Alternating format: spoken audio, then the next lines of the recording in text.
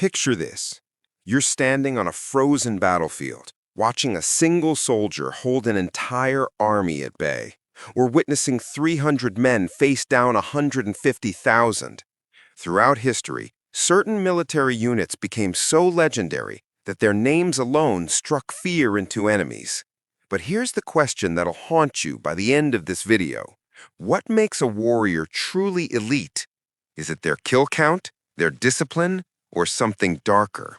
Stick around because some of these units will shock you, and others will make you question everything you thought you knew about warfare. The Spartans. Even 2,500 years later, their name means one thing: the perfect warrior. These weren't just soldiers, they were products of the most brutal training system ever created. It started at age 7 in the Agoj. Controlled starvation, constant combat, survival in the wilderness alone. Only the strongest made it to age 20 to become full hoplites. They lived in barracks until 30, training every single day while their wives managed the estates. Their entire existence revolved around war. At Thermopylae in 480 BC, 300 Spartans and 700 allies held off 150,000 Persians for 3 days. They killed around 20,000 before being overwhelmed. Think about that casualty ratio, 1 to 95. That's statistically impossible in ancient warfare, yet they did it. Their phalanx formation was impenetrable. Overlapping shields, 2.5-meter spears, absolute discipline. They never retreated, ever. But here's where it gets interesting. The Spartans had a fatal flaw that nobody saw coming. Their population was tiny. Only sons of full citizens could become Spartans. After the Battle of Leuctra in 371 BC, where they lost 400 elite warriors, they never recovered. The citizen soldier population crashed from 8,000 to less than 1,000 within a century. Their extreme eugenics and suicidal exclusivity destroyed the very society they built to last forever.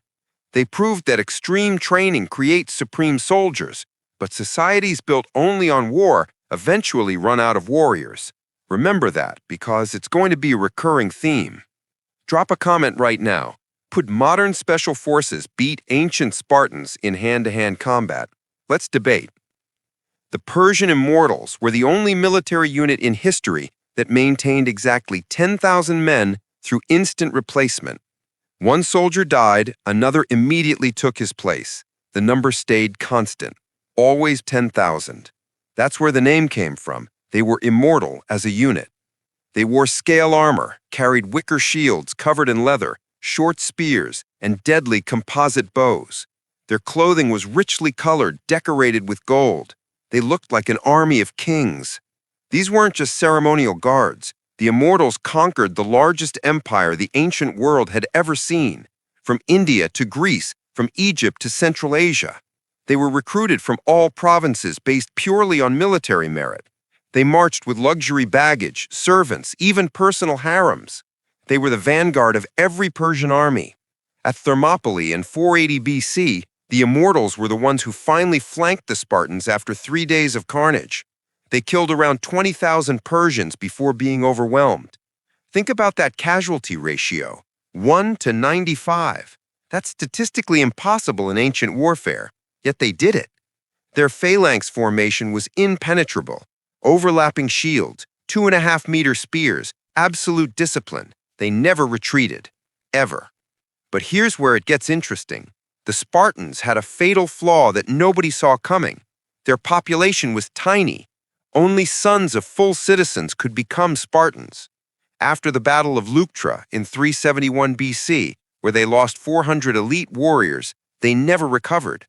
The citizen soldier population crashed from 8,000 to less than 1,000 within a century. Their extreme eugenics and suicidal exclusivity destroyed the very society they built to last forever. They proved that extreme training creates supreme soldiers, but societies built only on war eventually run out of warriors. Remember that, because it's going to be a recurring theme. If you're enjoying this deep dive into military history, smash that like button. It tells the algorithm to show this to more people who actually appreciate real history. The Roman legionaries turned Rome from a single city-state into an empire that lasted 500 years. These weren't conscripts or mercenaries. They were professional soldiers, Roman citizens serving for 25 years. Their training was absolutely brutal. 30-kilometer marches carrying 40 kilograms of gear, building fortifications, daily hand-to-hand combat drills. They wore larica segmentata, wielded the gladius short sword, the pilum javelin, and the scutum rectangular shield. But here's what made them different from every other ancient army. They weren't just soldiers, they were engineers. They built roads, bridges, aqueducts, and forts wherever they went. Roman legionaries conquered territory from Britain to Egypt, from Spain to Mesopotamia. A single legion, 5,000 men, could defeat armies of 50,000 barbarians through discipline, superior equipment, and modular tactics. They built complete fortified camps every single night during campaigns. Walls, towers, trenches, the whole fortress every night. They fought in the testudo, the tortoise formation, nearly impervious to arrows. Julius Caesar conquered all of Gaul with just 8 legions against millions of Celts. 8 legions. Let that sink in. But the legionary system came at a brutal cost. Only citizens could serve. When Rome began recruiting barbarians in the 4th century, discipline collapsed. Professional legionaries were expensive. They were paid in land and gold. When the empire could no longer afford them, the legions fragmented into private armies of ambitious generals. The perfect military machine was destroyed by inflation and fiscal crisis. The legionaries proved that organization and engineering defeat individual bravery every time. But even perfect machines need fuel, and that fuel is money. Hold on, if you think Roman discipline was impressive, wait until you see what medieval Islamic warriors did. One-on-one combat while entire armies just watched. The Mubarizun were Islamic champions who challenged enemies to single combat while thousands of soldiers stopped fighting to watch. The Arabic word means those who step forth. Before major battles, a Mubarizun would ride out alone, shouting challenges. The opponent would send out their own champion. Thousands of soldiers on both sides would literally pause the battle to watch 2 men fight to the death. They were equipped with sword, lance, full armor, and the fastest Arabian horses money could buy. These duels decided battles before they even began. At the Battle of Yarmouk, Byzantine General Vahan sent his best champion. He was killed within seconds by Mubarizun Khalid ibn al-Walid. At Hattin, Saladin used champions to break crusader morale before the main battle. During the Crusades, Frankish knights often refused Mubarizun duels because they knew losing a champion could cause mass desertion. The psychological impact was that devastating. Yet the Mubarizun system had a fatal flaw. It depended on mutual honor. Both sides had to agree to fight by the rules. When Europeans began using crossbows and longbows, mounted champions became easy targets. At Arsuf, Richard the Lionheart ordered archers to specifically target Mubarizun, breaking the rules of combat. Mongol guerrilla tactics ignored duels entirely. With gunpowder and muskets in the 16th century, champion duels became obsolete. The Mubarizun vanished when war stopped being personal and became industrial. Comment below, would you rather fight in a Mubarizun duel or a full-scale medieval battle? Honestly curious what you'd choose. War elephants were the tanks of antiquity. They spread traffic just by appearing on the battlefield. These weren't wild animals. They were trained weapons. Originating from India, they carried towers with 4 to 6 archers, weighed 5 tons, stood 3 meters tall. They were armored in metal or hardened leather with bronze blades attached to their tusks. Handlers controlled them with hooks behind the ears. Carthaginians, Persians, Indians, and Greeks all used them. The psychological terror was unmatched. At Hydaspes, King Porus's 200 elephants caused thousands of Macedonian casualties. Hannibal crossed the Alps with 37 elephants, terrifying the Romans at Trebia. Imagine being a Roman soldier who'd never seen an elephant, and suddenly these massive beasts are charging at you, trumpeting with archers shooting from their backs. But elephants had fatal weaknesses. They died easily to flaming arrows. They panicked at fire. And when they panicked, they trampled their own troops in retreat. At Zama in 2 BC, Scipio created corridors in his ranks. Hannibal's elephants charged straight through harmlessly. In India, Alexander used 6-meter sarissas to keep distance, spearing elephants before they could reach his phalanx.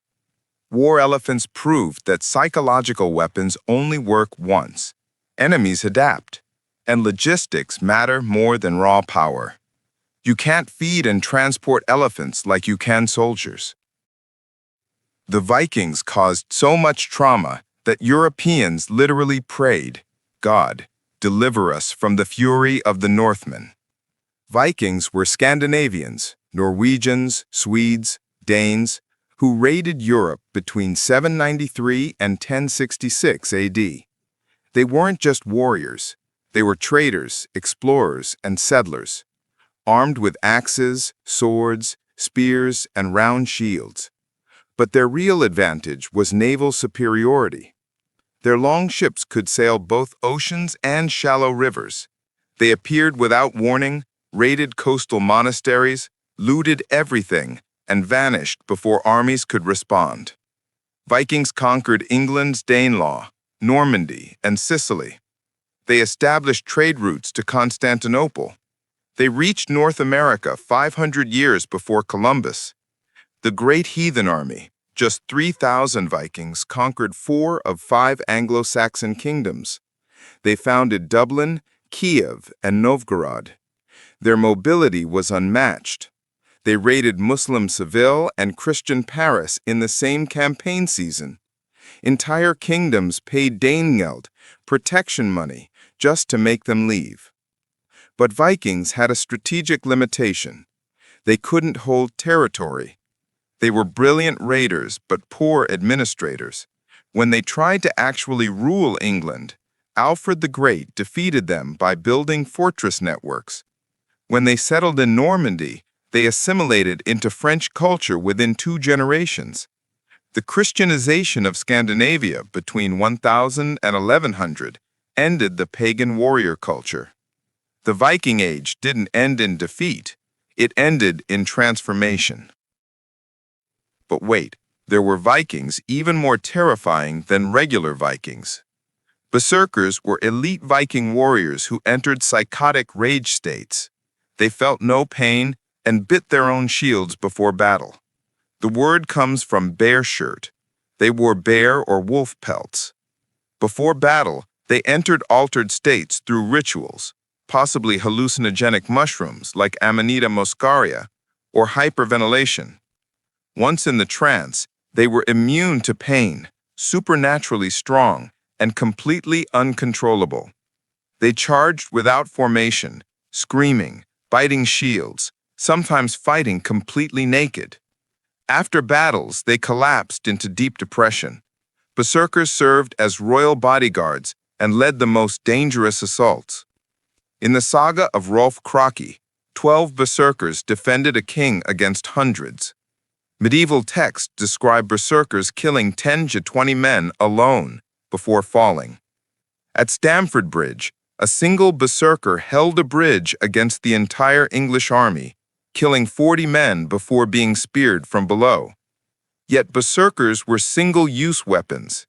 After the trance, they were exhausted and vulnerable. They disobeyed orders. They sometimes attacked their own allies. As Vikings converted to Christianity, berserkers were outlawed by the church.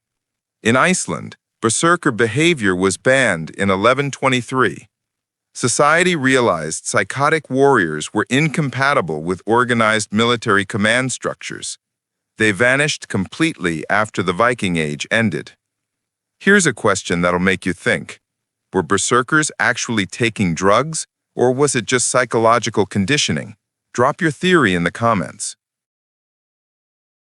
The Jomsvikings were the only Viking military order with a written code of conduct and monastic discipline. They were a brotherhood based in Jomsborg, exact location unknown, probably Pomerania. Founded in the 10th century, they accepted only warriors aged 18 to 50 who passed a brutal combat test. They lived communally in a fortress, no families allowed. Their code forbade talk of fear, retreat, or showing wounds. Vengeance for fallen brothers was mandatory. All loot was divided equally. They were elite mercenaries. Kings paid massive amounts of gold for their services. The Jomsvikings fought in every major Nordic battle of the 10th and 11th centuries. At the Battle of Hjörungavágr in 986, 60 Jomsviking ships faced 180 Norwegian ships. They lost, but fought to the last man without a single surrender. At the Battle of Fyrisviller in 990, they helped Eric the Victorious conquer Sweden. They were famous for never retreating. When captured, they demanded execution while staring their executioners in the eyes. Sagas describe Jomsvikings laughing as they were beheaded. Yet the Jomsvikings vanished mysteriously in the 12th century. Theories include Jomsborg being destroyed by storms, annihilated in battle due to their suicidal code, or absorbed into Christian knightly orders. The fortress has never been found. It may be partially legendary, but their influence was real. They inspired later medieval military orders like the Templars and Teutonic Knights. They proved Vikings could have discipline equal to Romans. The Knights Templar were warrior monks who created modern banking and were burned at the stake for heresy. Founded in 1119 to protect pilgrims in the Holy Land, they took vows of poverty, chastity, and obedience. They wore white mantles with red crosses. Their hierarchy included knights from noble families, sergeants from common families, and chaplains. They built fortresses across Europe and the Middle East. At their peak, they had 20,000 members and controlled 870 castles and strongholds. The Templars were the elite military force of the Crusades. At Montgisard in 1177, 500 Templars and 3,000 Crusaders defeated 26,000 of Saladin's troops. They never surrendered. They fought to the death. Their code forbade ransom or retreat without orders. They were the vanguard in every Crusader battle. But they also invented proto-banking. Pilgrims could deposit money in Paris, receive a credit note, and withdraw it in Jerusalem.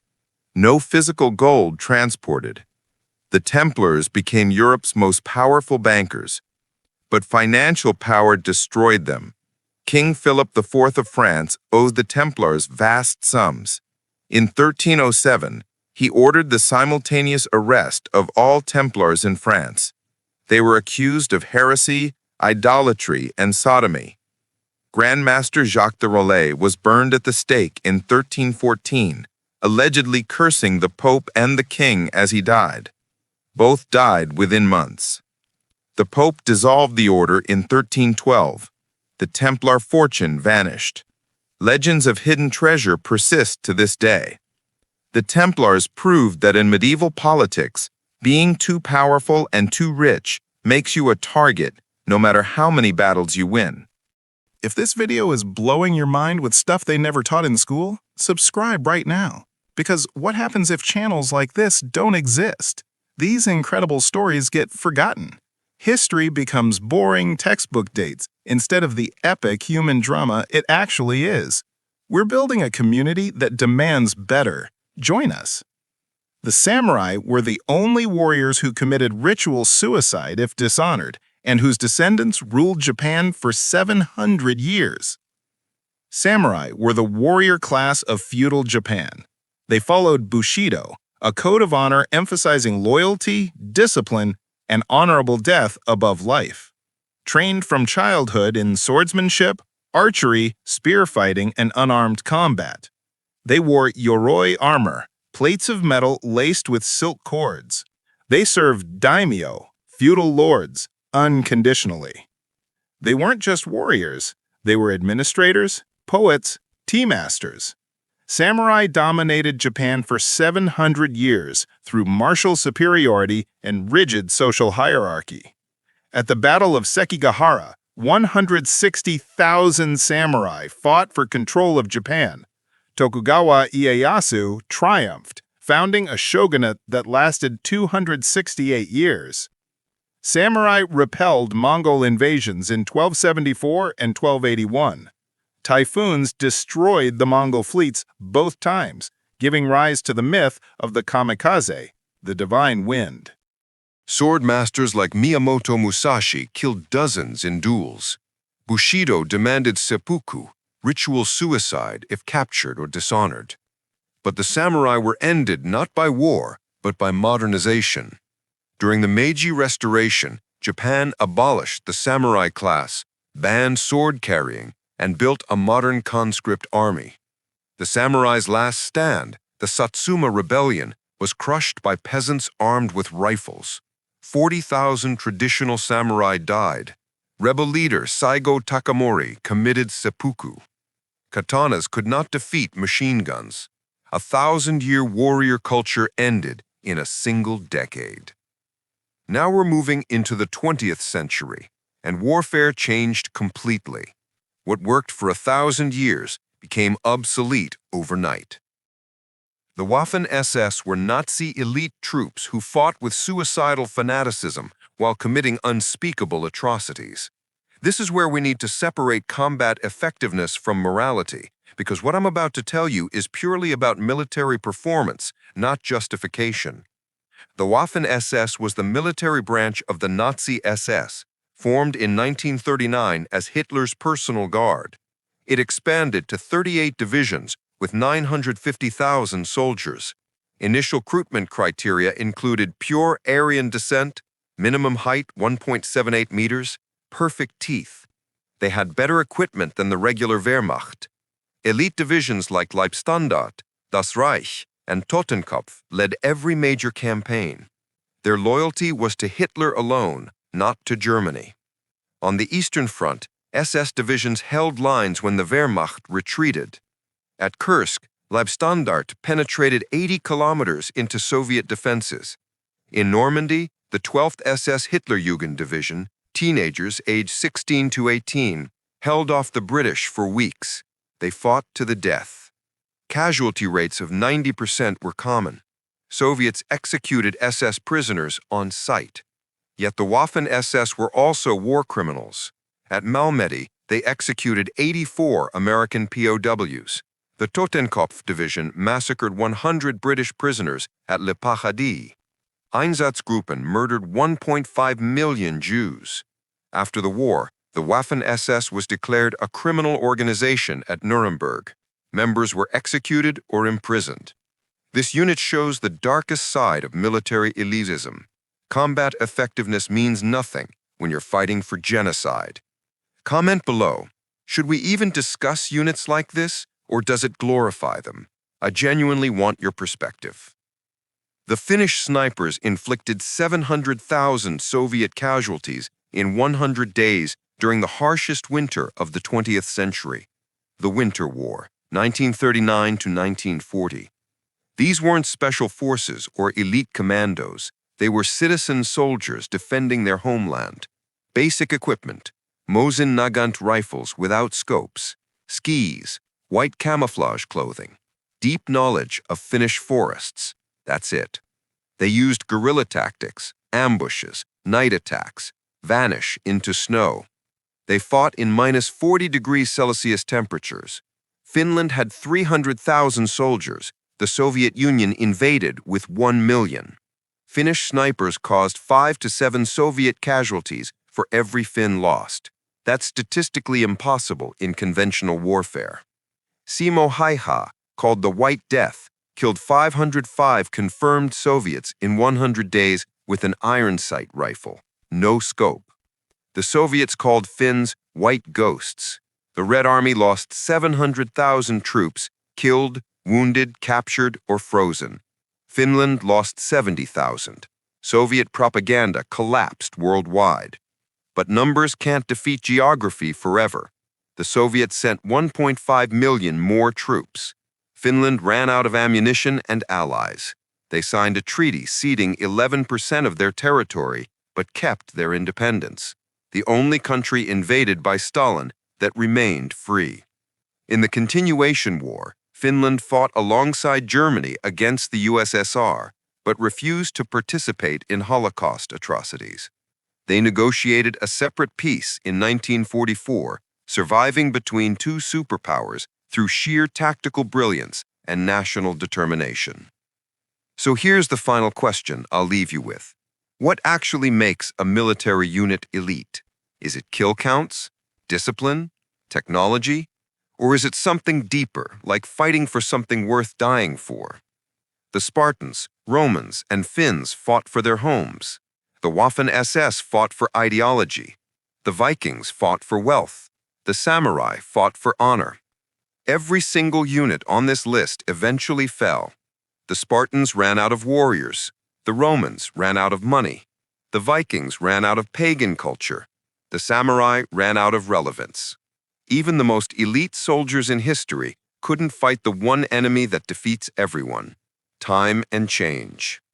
Drop your thoughts in the comments. Which unit do you think was truly the deadliest? And if you made it this far, you're exactly the type of person this channel is built for. Hit subscribe because next week we're covering the most brilliant military strategies that won impossible battles. You won't want to miss it. Thanks for watching. See you in the next one.